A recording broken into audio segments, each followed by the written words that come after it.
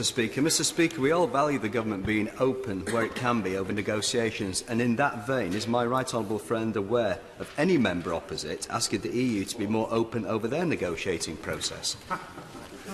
My honourable friend makes an important point. We always hear criticism of our openness. We never hear criticism of the European Union's openness. And to help with that, understand that the European Union's own fact sheet on transparency in trade negotiations sets out, and I quote, "A certain level of confidentiality is essential, is necessary to protect European Union interests and to keep chances for a satisfactory outcome high. When entering into a game, no one starts by revealing his entire strategy to his counterpart from the outset. This is also the case for the European Union." That's the approach the European Union is taking, and therefore I think it's right that we take a similar approach. The European Union is estimated to have a wine cellar of over 42,000 bottles and artwork worth more than £13 million.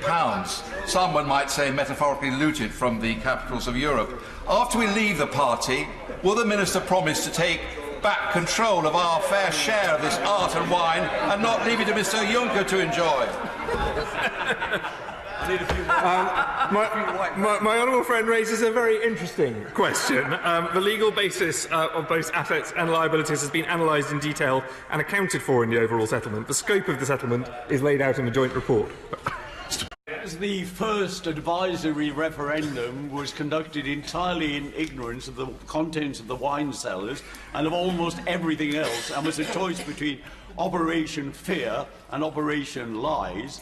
Isn't it appropriate that we listen to all those independent bodies who've looked at the prospects and decided that no Brexit would be better than any Brexit? And isn't it time to think about a second well-informed confirmation referendum?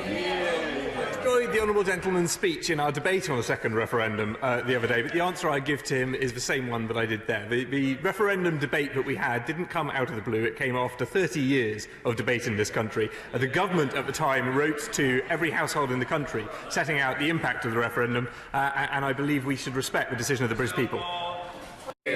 Last week's agreement recognised the rights of Northern Ireland citizens in line with the Good Friday Agreement. Will the government now be seeking the same rights for my constituents in Bristol to work, travel and live in the European Union if they choose?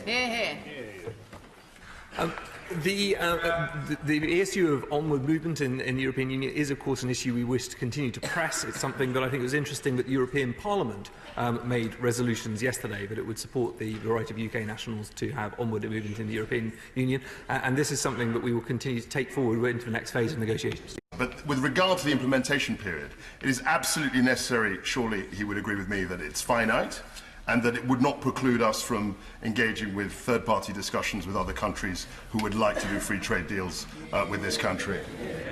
Yes, I agree with my honourable friend on both counts. It's important it's finite for a number of reasons. I mean, if we try to go for a very extended implementation period, we will run into all sorts of approval procedure problems, mixed approvals and so on, which we won't if it's a part of the withdrawal agreement.